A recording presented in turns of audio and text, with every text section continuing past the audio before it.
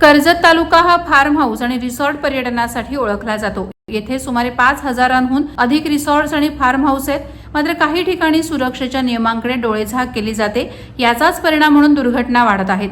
कर्जत तालुक्यातील फार्म हाऊसवर पिकनिकला गेलेल्या तरुणाच्या संशयित मृत्यूबाबत तब्बल 3 महिन्यांनी मोठा उलगडा झालाय। 27 जून 2025 रोजी नालासोपारा येथे राहणाऱ्या 18 वर्षीय कविन पारकर याचा अंत झाला होता। कविन आपल्या मित्रांसह कर्जत तालुक्यातील भालीवडी येथील साईलीला फार्म हाऊसवर पिकनिकसाठी गेला असताना हा प्रकार घडला होता। संध्याकाळी 7:30 वाजण्याच्या सुमारास कविन स्विमिंग पूलाजवळील एका लोखंडी झोपाळ्यावर बसला होता। यावेळी लाईट सुरू करताच झोपाळ्यातून त्याला विजेचा जोरदार धक्का बसला। गंभीर अवस्थेत त्याला तातडीने डिकसळ येथील रुग्णालयात नेण्यात आलं, परंतु उपचारापूर्वीच डॉक्टरांनी त्याला मृत घोषित केलं।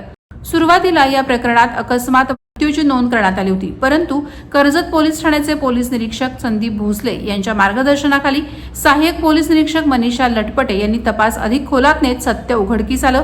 तपासात निष्पन्न झालं की झोपाळ्याला दिलेली विद्युत जोडणी अपूर्ण आणि असुरक्षित होती। विजेच्या तारा थेट झोपाळ्याला जोडलेल्या असल्याने संपूर्ण झोपाळा विद्युत प्रवाहाने भारलेला होता।